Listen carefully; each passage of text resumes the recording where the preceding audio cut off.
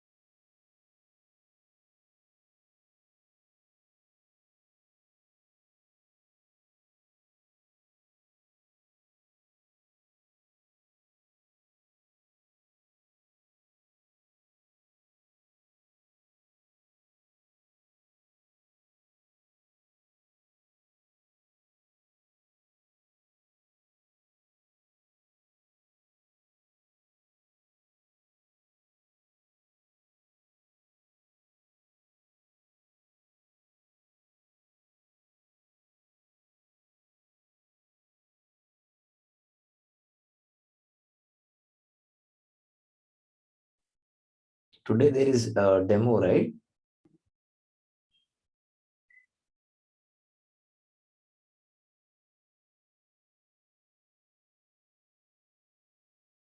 Hi, Sayam. So today is a user interview. So we've had a couple of discussions with users from the chaos community, or you can say end users who've been practicing chaos engineering. Mhm. Um, we had a chat with Michael from Insurance Australia Group earlier, and then we had a chat with Mani from HelloDoc, Okay. which is a medtech company based out of Indonesia. And Mhm. today we have Rajdeep, who's joined us. Hi, Rajdeep. Good morning. Yeah, hi Karthik, good morning. Hi So Rajdeep. Hey, hi Sam. Rajdeep is head of DevOps at Lenskart, and it's really interesting to hear the chaos engineering journey that they've had. So the way we've been conducting these user discussions, Sayam, is have a predefined set of questions. It can be free flowing, but we have a few guiding questions that we will ask of the user, and they can probably use that to sort of elaborate on their chaos engineering journey. We have not mandated a demonstration or any kind of a presentation because that would be an additional burden, and we can always go ahead and set up follow-up meetings in case the users would like to demonstrate something for us. But otherwise, it's mostly a generic chaos engineering journey interview kind of a thing. Right, right. And we are trying to put up transcripts of these interviews in our Git repo and use it inside the white paper eventually and credit the users that are participating. So in that series, today we have Rajdeep joining us. I think we are 4 minutes past. This meeting is being sparsely attended over the past few meetings because it's still early stages for this working group. The people that are joining and learning about it. So eventually, I'm sure we'll have more participation and we'll have more activities going on in this working group. Just to give a very, very brief overview of what we've been doing and where we are at, etc. I'll just share my screen and sort of go through that for the benefit of Rajdeep, so he gets more context. And I think from there we'll get started with the user interview. So let me just share my screen. Give me a second.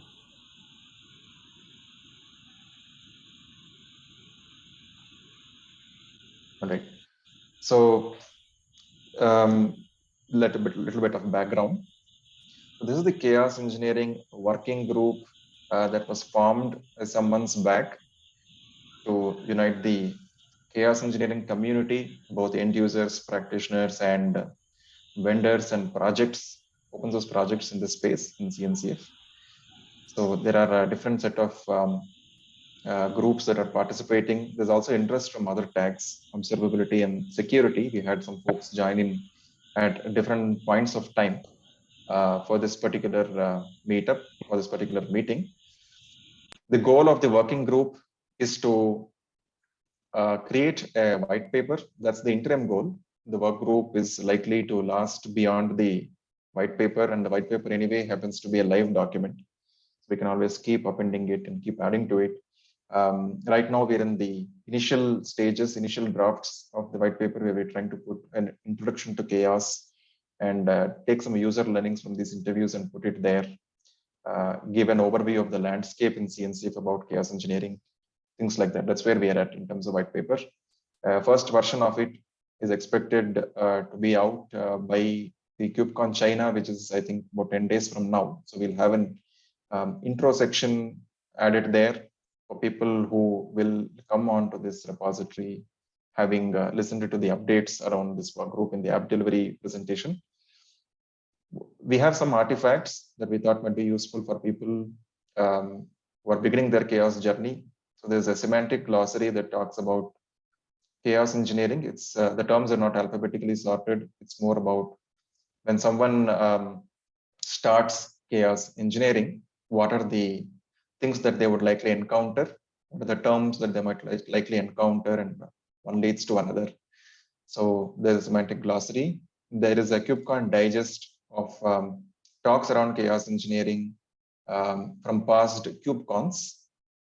This includes talks from KubeCon North America 2018, where there was a birds of a feather intro to chaos by Sylvain, and we had Saiyam presenting in EU21, and we've had Uma, Sumit, Jürgen, and myself, and some of the others talking about chaos engineering.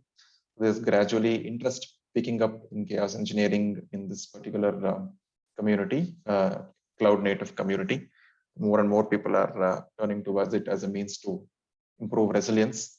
We also have a charter that talks about the goals of this working group, talking about best practices and talking about some history, talking about how observability and security play a part in chaos engineering. What are the challenges in cloud native environment and multi-tenant systems in hybrid environments that are both cloud native as well as non-cloud native? What is the cloud native patterns of chaos engineering? This SER driven approach to chaos is what we're seeing in different projects at this point. And then we have a detailed problem statement, expected outcomes. There's a security part of the white paper that we anticipate will be very important. The tag security members are getting involved and adding stuff here. And there's a white paper that's coming up, as well as user presentations and some tool agnostic or vendor agnostic set of scenarios. Will tell what scenarios are very common in chaos engineering and how people can leverage those scenarios into their day-to-day testing. And people are free to choose the tool of their choice to execute those scenarios. So this is the charter. And we were talking about the guiding slide, which we will use to trigger the user interview. So this is what we will use today. We'll talk about your role in the organization, what's been your business case, and what were the pain points, things like that. Feel free to add your own thoughts. We need not stick to the same questions, Rajdeep. You're free to sort of express your thoughts. But these are just some triggers, some cues for you to sort of get started. So that was a very quick introduction to what this working group is, what we've been doing. And Saiyam, would you like to add anything before we get started with the user discussion? Yeah, I think this working group will have a deeper impact on the end user community as well, in terms of like learning the best practices on how to implement different chaos practices using different open source tools. because this is kind of vendor neutral. There are multiple parties involved in and agreeing to the complete white paper, and all moving kind of in the same direction using different tools and technologies. Also, like you can mention, like there is a chaos carnival that is coming up. So I Yes. think we should kind of promote that as well, because that is again something which will have nice talks regarding and different use cases, how people are implementing chaos and what are the different use cases, or interesting usage of the tools. So that is also interesting. I think it's in January. So that is another thing, which I wanted to mention. Thanks for bringing that up, Sayam. I also see Uma, Ajesh, and Mila have joined. Hi, everyone. Good morning, good afternoon, wherever you are. Chaos Carnival is an event that it's a yearly event about chaos engineering, where different practitioners and end users and projects and vendors come together and talk about chaos engineering stories. There are a lot of end user stories to be heard there. There are a lot of new products or new approaches to chaos engineering being introduced or talked about. Cultural aspects around chaos engineering we discussed. So there are some very interesting keynote talks as well. A lot of people in this particular meeting today are also participating in Chaos Carnival. So please feel free to attend it. Also share your talks, submit CFP. There will be a CFP review process that will get kickstarted soon. And the results should be out probably by end of the year. So I will provide links to the Chaos Carnival in the Zoom chat and also provide it in the meeting notes today. Please feel free to take a look. Add yourself as attendees on the meeting notes for today's session. I'm just providing the link in Zoom chat. Okay, with that, let's get started with the user discussion. Rajdeep, would you like to introduce yourself a little bit, talk about the org and your role there, etc.? Sure, Karthik. Hi, good morning, everyone, or good night, good afternoon, wherever you are. I'm Rajdeep Bhattacharya. I am currently leading the DevOps effort here at Lenskart. So Lenskart is a retail performs in the retail sector. It's basically dealing with eyewear products, be it eyeglasses, sunglasses, or contact lens, or solutioning around the eye care products. So Lenskart is basically into the end-to-end business of from receiving the orders online, offline. We have a lot of retail stores pan India, as well as we are expanding in Singapore and US. Some more geographic expansions are happening for Lenskart.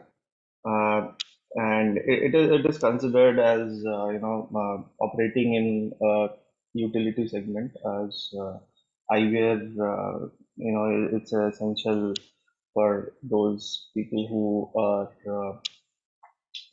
have power issues, as well as we do a lot of NGO stuff where we provide eyewear products to underprivileged people as well. That's part of the non-profit initiative. I'm basically part of the. I also work with the platform team basically, who is responsible for the architecture rehaul, and from time to time we have this discussion on where is the depending on the user base shift, how is the architecture moving. So apart from that, Lenskart has different verticals like John and Jacobs and Aqualens. These are another like child companies, and they operate in the similar business model, but with a different brand name. They also have presence across pan India, and they are expanding globally as well. So all these verticals are managed by our team, and we take care of all these initiatives where we work out the resiliency plan. Our team comprises of three verticals, DevOps, DevSecOps, and the DataOps team, who are individually working towards the application resiliency, the security posture and resiliency, as well as the data, complete data at rest and in motion. So that's the core functionality of our team. Uh,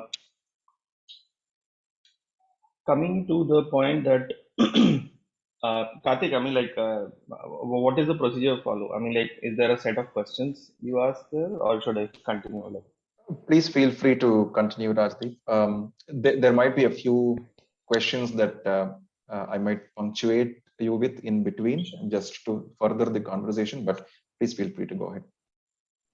sure, okay. So, it's been like 5 years, almost like 5 years. I'm with Lenskart. Uh, I started my career as a Linux administrator, and then slowly moved up the ladder. And so the common aspect always has been around automation and all this stuff. And uh, chaos engineering is something that I got introduced in 2019, I would say. So the journey started with me when I was at Lenskart only, and we faced a couple of some really impactful, I mean, like, business impacting downtimes here at Lenskart. I mean, like, at that point of time, we were not exactly a microservice kind of architecture, and we were somewhere in the middle. I would say we had just started transitioning to microservices based architecture, and it was more of a REST based. Uh, and that point of time, you know, impact on one API would have a huge cascading effect on the underlying many such APIs. So as I mentioned, that we take the order from the users, and uh, then it gets synced to our supply chain management system. We have our own warehouse facility. There's a factory where there are robots installed which does these cuttings of these glasses, and we have an in-house frame manufacturing unit where it does this assembly and this whole process flows, where there is a quality check and packaging happens, and then it's dispatched to the end customer. So we are taking care of this whole flow, and the APIs are quite integrated, to each other. And at the 2018, when the thing started maturing in that direction, we could see that there were a lot of impacts because of maybe one bad query written, or some calls which were not optimized, or some code that was not optimized. So uh, we used to face these downtimes, or system slowness, I would say, every now and then. And then we slowly started breaking things up, and uh, we started classifying these APIs, which were kind of a single point of failure for us. Uh, Although it was a totally manual process, and there was no kind of methodology around it, we were purely working on the graphs and the data that we were getting from our alerting system. And the first trigger point happened when we faced a when we actually started our uh, first initiative, when we first started our initiative on moving things to Kubernetes, and that was step towards kind of the path that we wanted to take for the next growth or scalability plan that we had. But we were kind of, I think I would say, a bit over optimistic, and we first started with a stateful service. We moved Solar Cloud, and everything was fine until we crashed, where our pod actually get rolled over to another AZ, and our storage was on different AZ, and we faced a massive downtime there. And that was the first massive failure that we had. Another thing, I mean, like, our next event that we had was around. When we were operating, back in 2018, 19, we were, kind of happy to be over provisioned, and we were not ready to take chances, right? And we were kind of in a very, very comfort zone, and we thought scaling would solve issues, right? And suddenly, and we thought that cloud is absolutely resilient, there could not be any issues. And that's when it faced, it kind of blown on our face when we when our master DB crashed, and that was because of a sudden underlying storage failure. And uh, you know we had been too overprotective about our database, and suddenly it went down.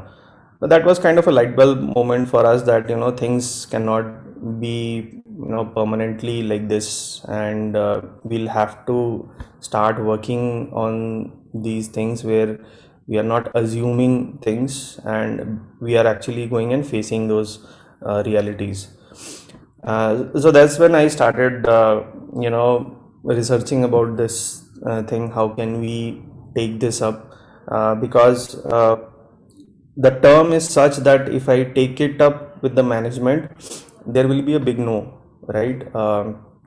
Nobody wants chaos in a startup, and everyone wants kind of 100% uptime, right? So the way we approached this was that we first of all took a step back, and we first started working on refactoring many of our APIs, working very hard towards optimizing the performance, and putting a lot of circuit breakers where it was required. We were not trusting our any service, internal, external, third party, and that kind of started paved the way.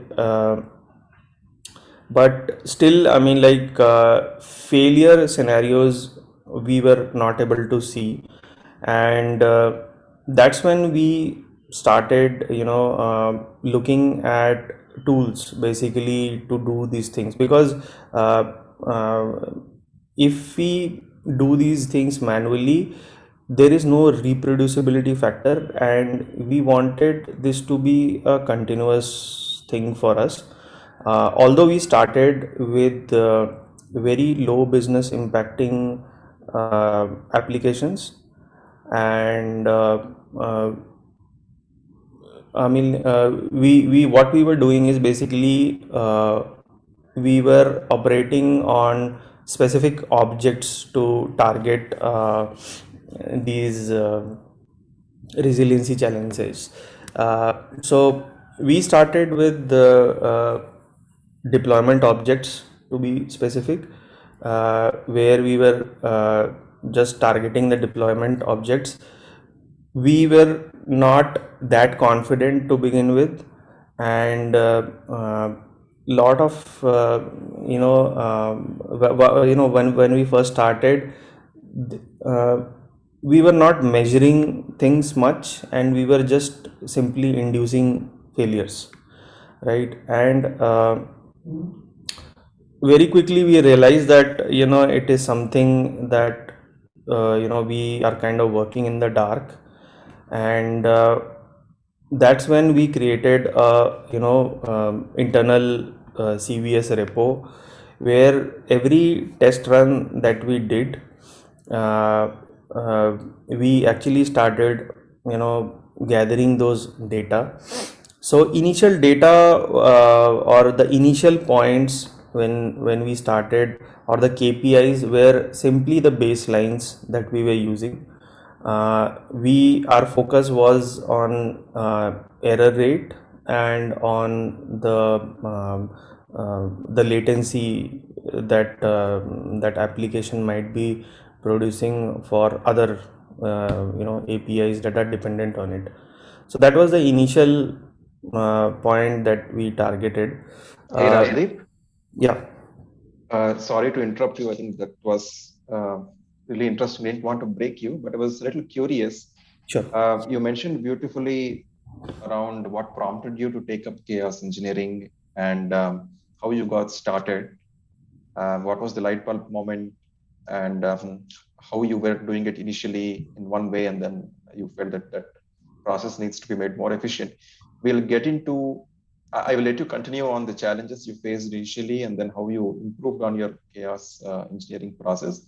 But before that, since you mentioned you are a retail organization, Lenskart in some ways provides mission critical commodities.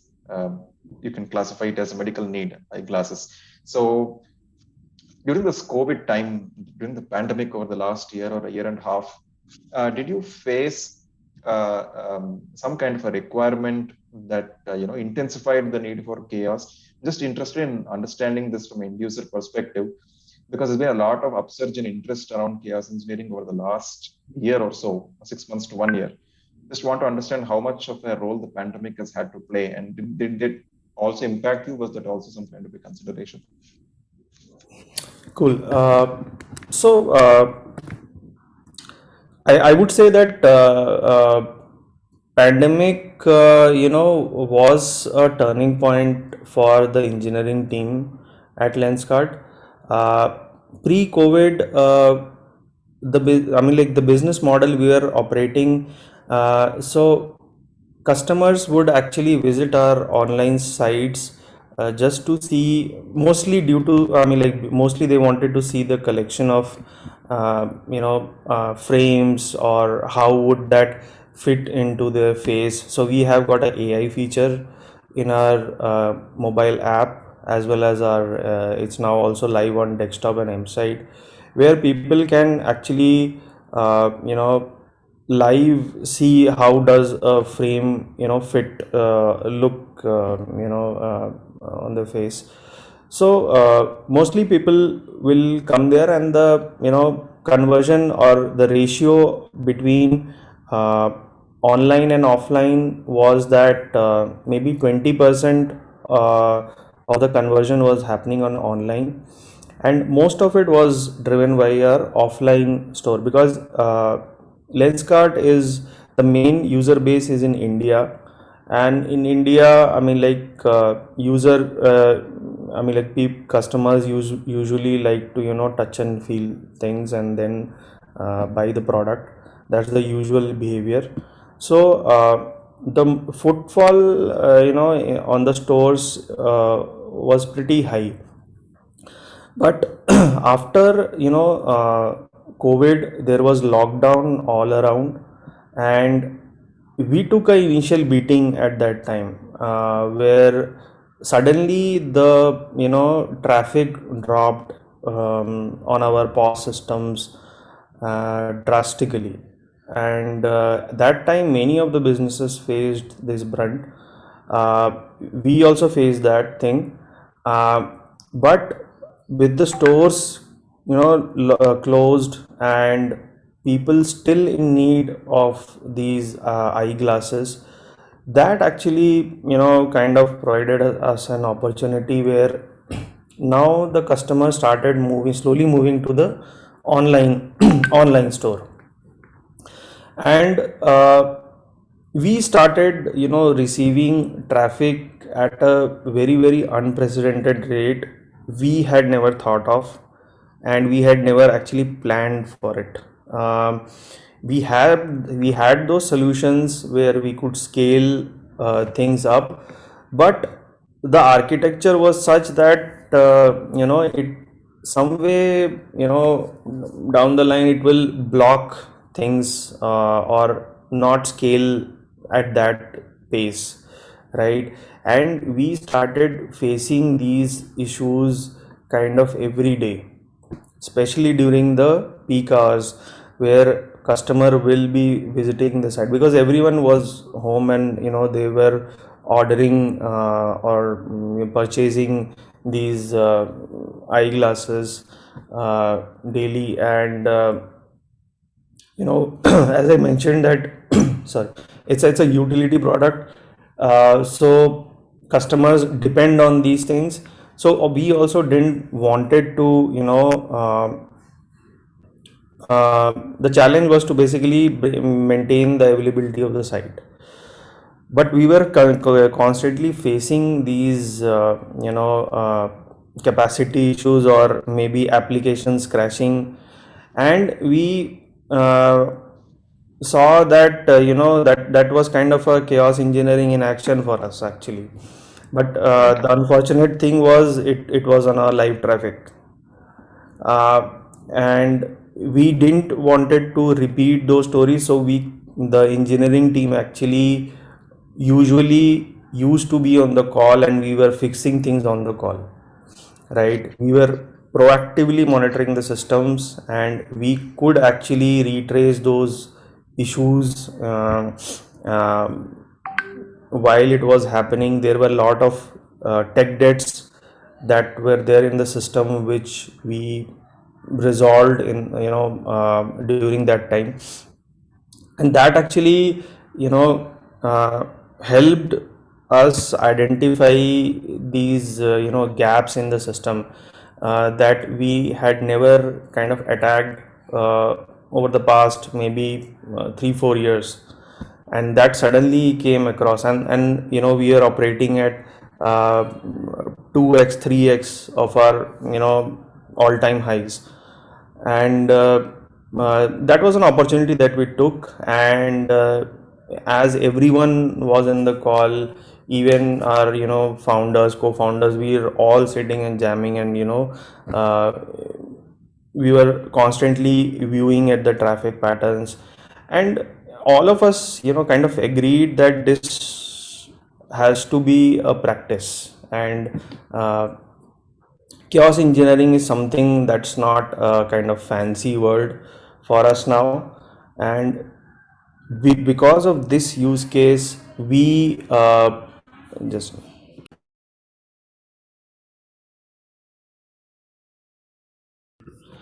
so post this, I mean, like we realize this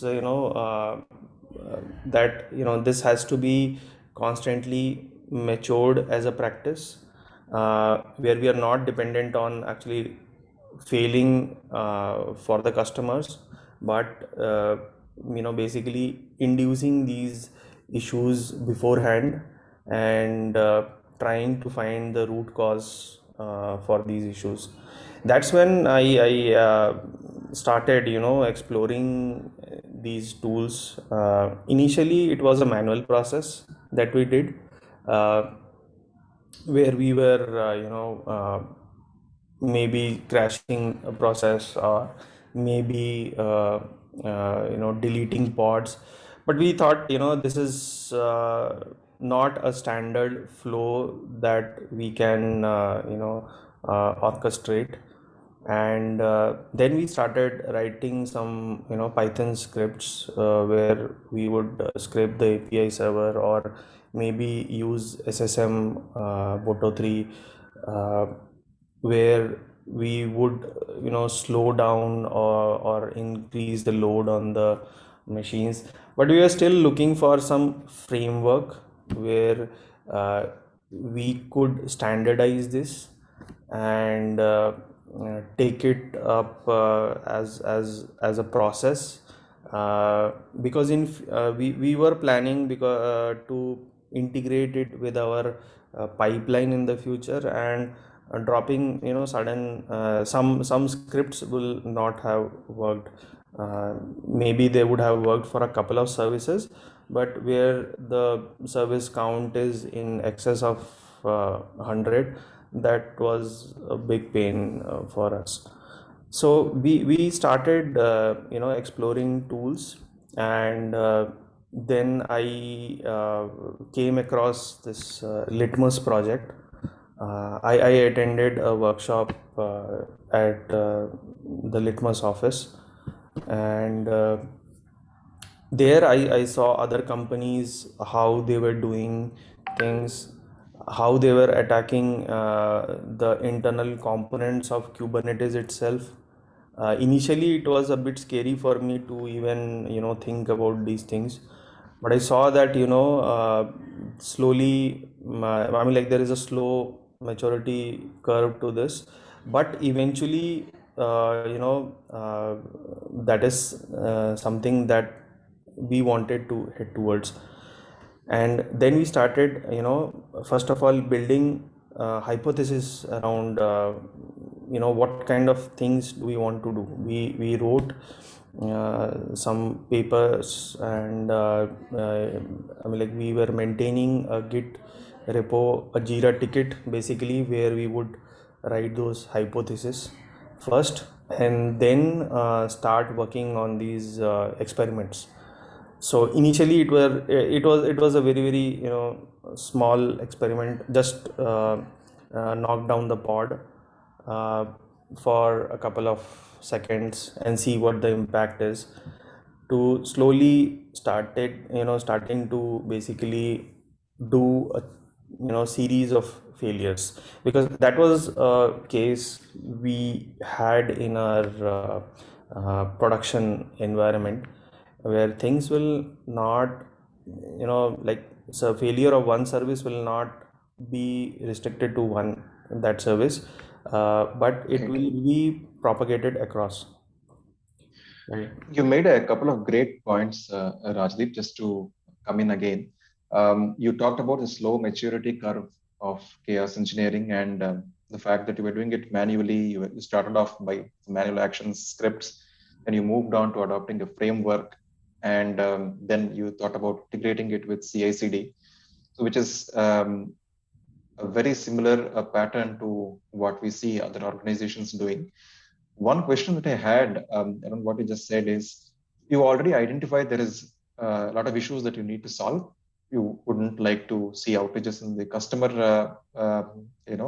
environment. You would like to do it yourself within your own environments before the customer can hit it, or possibly prevent the customer from hitting it. So the case for chaos engineering was very strong. So I'm assuming that you were able to bring home its importance and get everyone on board and get a buy-in from everyone. But was there any cultural challenge that you had to face? For example, the dev team or the ops team, was there any initial resistance to sort of do this? And did that influence in where and who does the chaos? For example, you do it in staging or pre-prod environments, or do you do it in dev test? Or do you also do it in production? Who is the person involved in doing it? Is it the SRE, or is it the app developers themselves? Who's basically involved in this process? Sure. Usually, what the pattern has been at Lenskart, that I mean, like, teams, the development teams or quality teams, they are usually involved in the feature releases, and that's what I mean, like, way back in 2018, I mean, like, that was how the team structure was. That there were different component teams, and they were working on their set of microservices, and they had, some of them had documentation, many of them didn't had, and there had to be a bridge between all these teams, right? There was a lot of disconnect and a lot of you know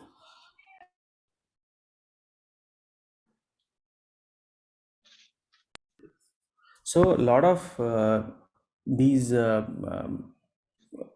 things we had to cover up, because maybe some team would release it, and there would be a failure because of lack of communication between the teams in terms of the API contracts, that might have changed.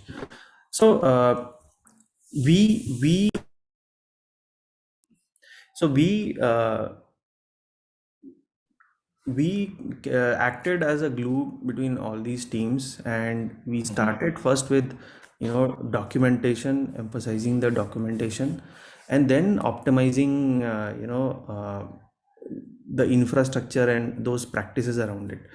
So DevOps team was doing much more than just you can say just deployment or just any kind of infrastructure stuff, but we were kind of in the middle of that cultural change. So Okay. so all these kind of initiatives usually are brought by the DevOps team in the engineering in the engineering team. Before that, product team was also kind of away from this kind of initiatives, and uh, they were mostly into their feature releases. Dev and QE were into building those features and testing those features and releasing it. So initially we researched about chaos engineering, right? And slowly we started testing in our staging setups, right? And uh, internally we started aggregating this data around the chaos test we will do. And back in 2020, once these scaling challenges started to happen, there was platform teams formed inside it. We used to demand because there was a lack of bandwidth for within the teams who were doing the feature development. So we had requested the management that we need some developers who can work with the DevOps team to basically work on these stability challenges. So that point of time, these platform teams were formed of in different verticals, uh, and the primary objective of these platform teams was to work on the scalability and the resiliency of these services. And that was a easier goal now for us to basically talk with these platform teams. And that's when we started sharing the data we had collated with these experiments that we had run. We started giving these feedbacks to these platform teams, and then they started discussing with us on a API to API basis. And they were taking these feedbacks for their services from us, and they started categorizing these APIs on the severity aspect, on the business impact aspect. And there they started tagging them as high priority, medium priority, or low priority. And that actually set uh, kind of their OKR for the quarter, right? Where they would pick these set of APIs and would actually work on optimizing them. And whenever they release these fixes, we again run sets of these chaos experiments, or the hypothesis that we have built around it. And we've tried to find more hypotheses around it, right? Okay. Whatever we have done, something additional or maturing these even more to see how they fit into the resiliency curve now. And slowly that started giving us benefit where this feedback of back and forth was uh, too common, and chaos engineering or the resiliency engineering was not an uncommon topic. We Okay. used to discuss those things internally with the teams, and they themselves sometimes now come to us to ask and create a hypothesis case where they want to test. Maybe they are integrating a Redis call and want to see that if what if my caching layer fails, what is the hit on the DB. So now the data ops team is also coming into the picture, and they also want to see what will be the impact on my side of infrastructure in case if my middle layer crashes. So so that's kind of completing the overall feedback, and the product is getting aligned to it, because now they factor these chaos scenarios where maybe everything is working fine for us, but maybe suddenly our third party slows down, right? Those are the scenarios we have also seen where we went down because some of our third party actually maybe got compromised, or maybe they went down. So they were now thinking from the resiliency point, because we now couldn't afford to go down. Latency was a kind of downtime for us, business downtime for us. So we were factoring those scenarios, that what should be the fallback for this, right?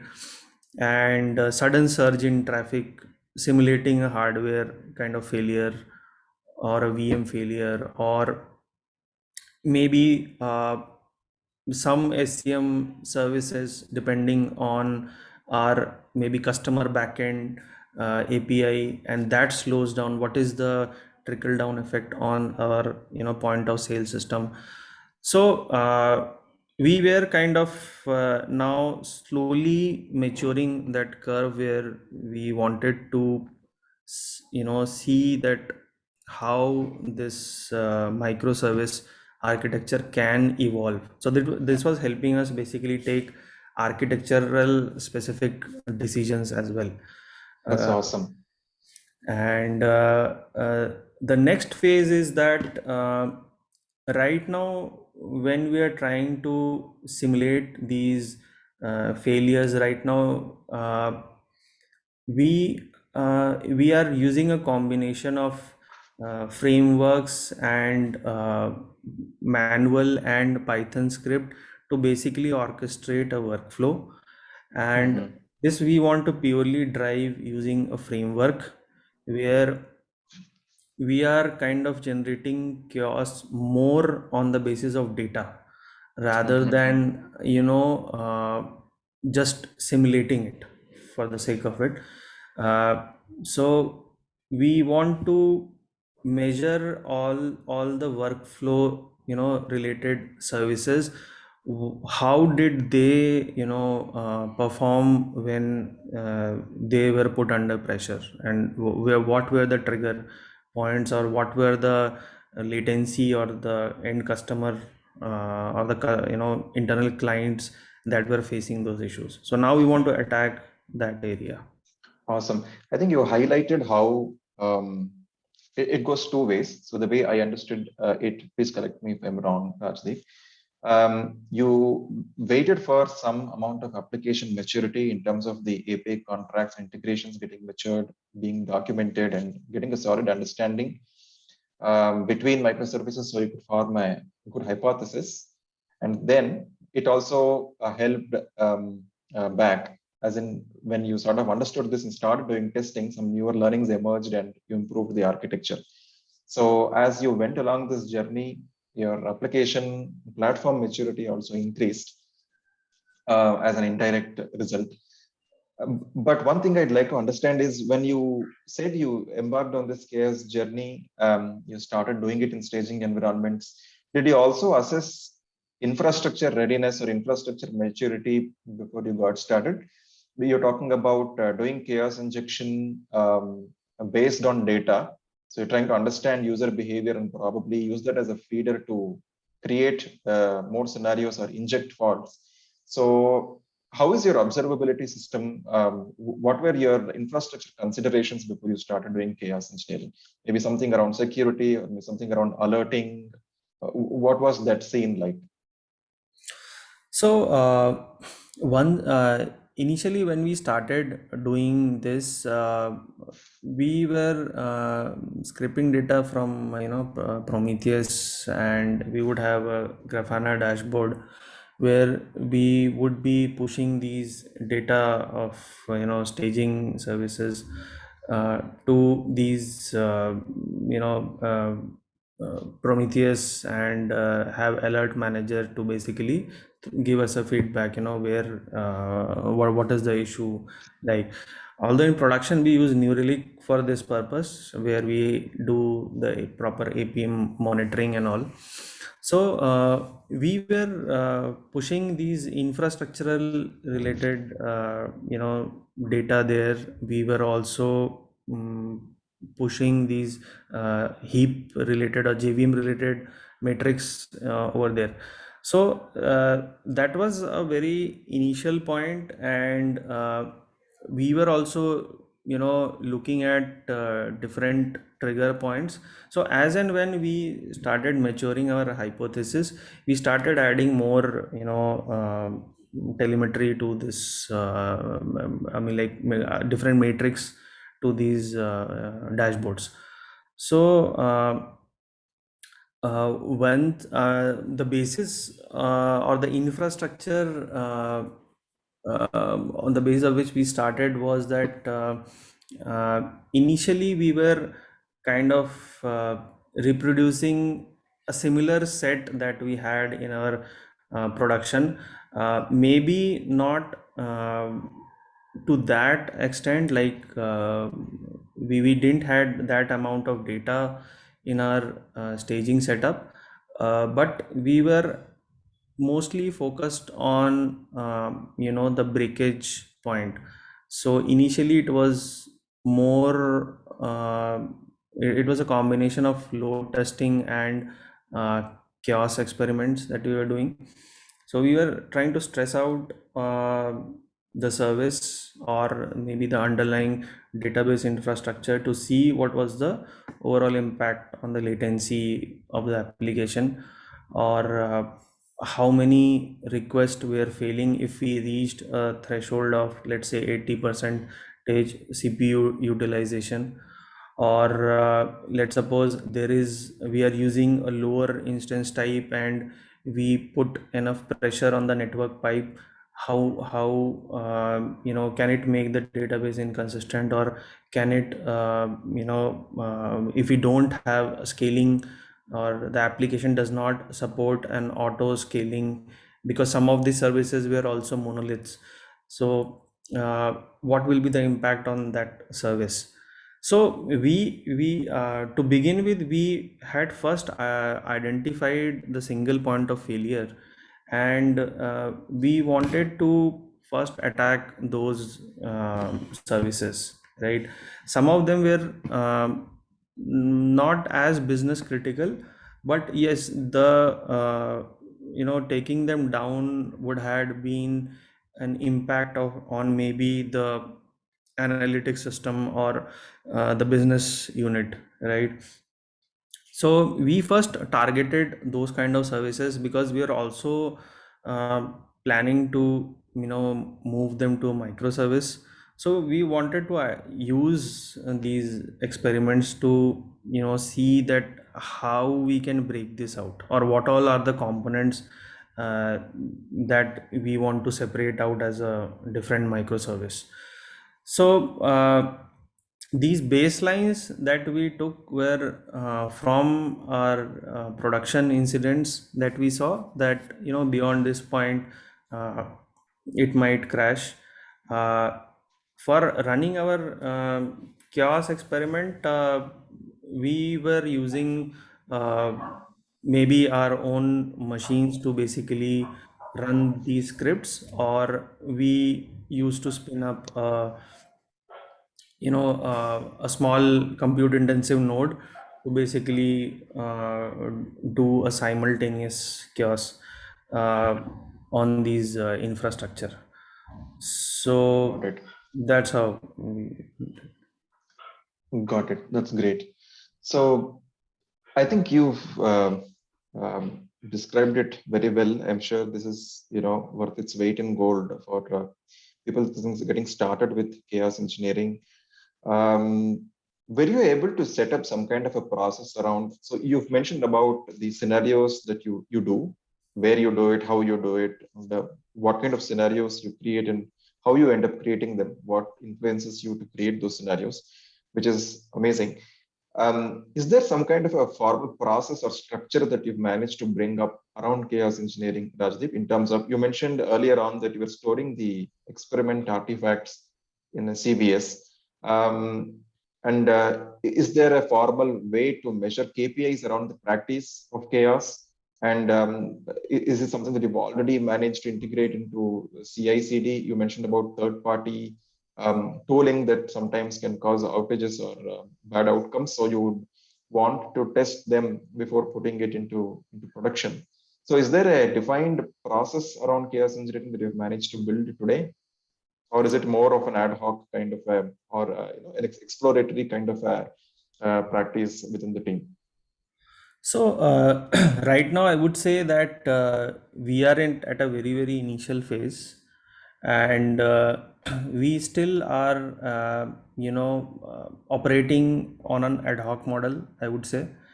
And we want to formalize this process, and we are actually building process documents around it, Great. where slowly we want to make this as the part of a feature release. As many of our these services are, we are actually setting up our CI/CD. That process is still not complete. So we first want to run these CI/CDs, and teams and the product owners getting comfortable with this flow. Then slowly we want to integrate it. As we have observed that putting a lot of things all of a sudden can become too much or overwhelming for the teams, right? Right. There is a lot more to take from that, and suddenly that practice is not adopted. So we want to go slow in this process, and we know the task in hand is basically to not just uh, you know uh, bring in chaos engineering to a company, but actually increases adoption, right? Because unless and until dev teams or the quality teams or the product teams, they don't have the belief in these processes, this is slowly going to fade down, right? So we want to go slow and show the business value out of it, and I think that's the best way to do it, that you Right. show the business value of a chaos engineering practice, and slowly formalize this into the process. Just like many of the security practices startups don't follow, because they considered this as a it will increase the SDLC cycle, and the Right. time to market will increase. But they suddenly, when they face a security issue, that becomes a critical thing for them. Similarly, chaos engineering is another aspect, where if you don't invest in it, you are going to take that hit when you go live. So these kind of slow learnings team has to basically start incorporating, because the teams are also kind of expanding at Lenskart, and now geographic teams are also coming up. So unless and until we don't formalize this or make it part of the process and invest more on educating the teams, uh, the adoption will not increase. And that's where we actually set up these sessions, internal sessions for the engineering team.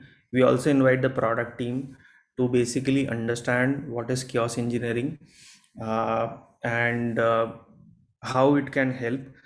uh, Q4, kind of just like we have planned OKRs based on maturing our chaos engineering practices, and we want to go component by component, or maybe some services within the component, or maybe targeting one service and seeing the overall impact on different other microservices.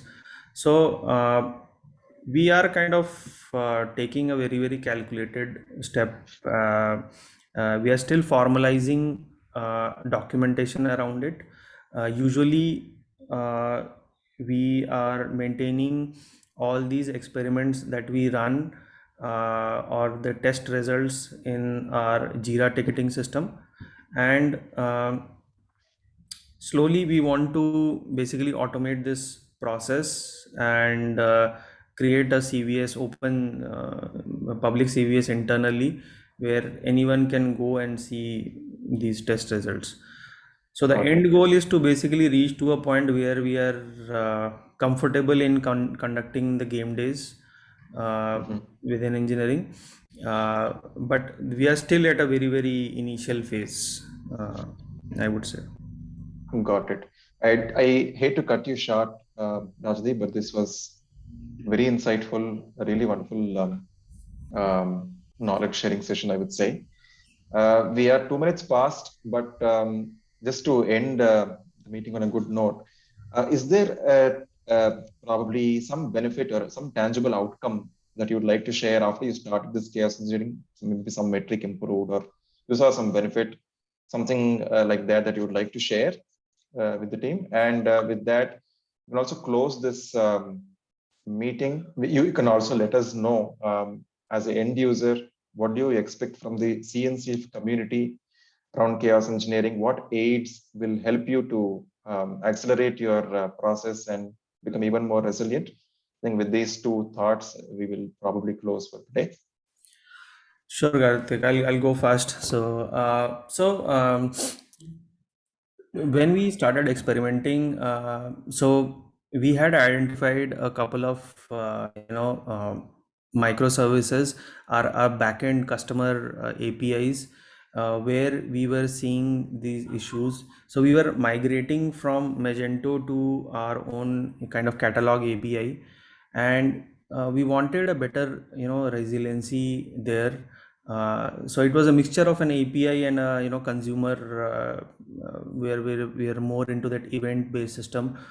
And why before releasing that API, we did a lot of chaos experiment on those consumer services, and checking the we are slowing down the network, or slowing down Kafka, and seeing how it will take a hit on our product reindexing.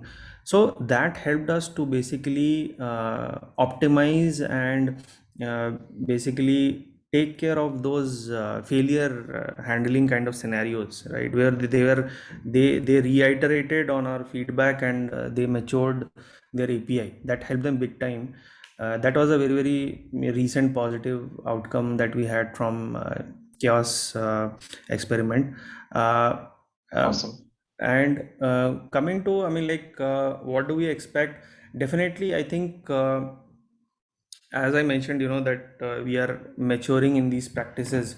So what are kind of best practices or workshops around it, or how can we bring it, just like I mentioned, that we are doing these, now we want to target chaos at a workflow level, right? So how can we do that with certain frameworks, or is there any methodology that we need to consider? If these kind of inputs we get, then definitely our SRE team or the DevOps team can really benefit from that and adopt it with the standard practices or best practices. That would really help us.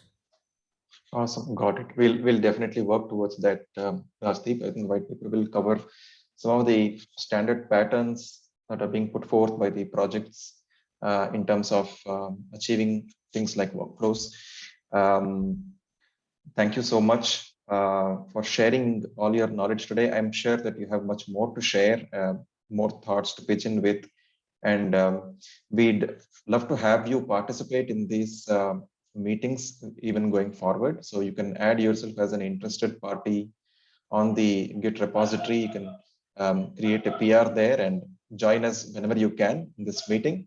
Sure. And we'd love to hear from your experience and incorporate that into whatever we message out as a chaos engineering working group from CNCF. Sure, I would love to hear from other fellow companies how they are doing it, or where we can also mature in terms of these practices. Awesome, thank you so much.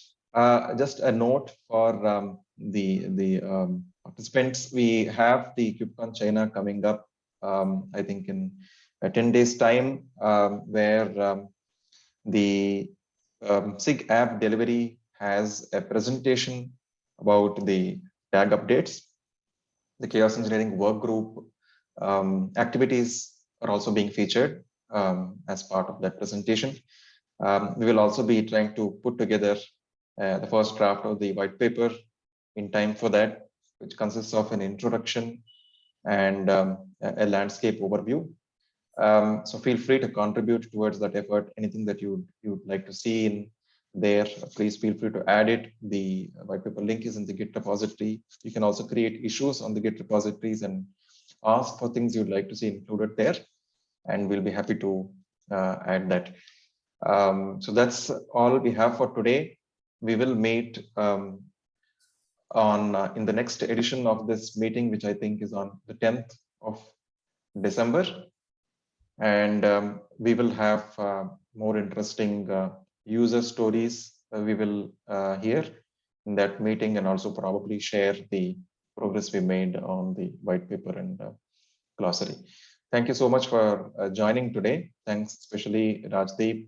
Really appreciate you spending time.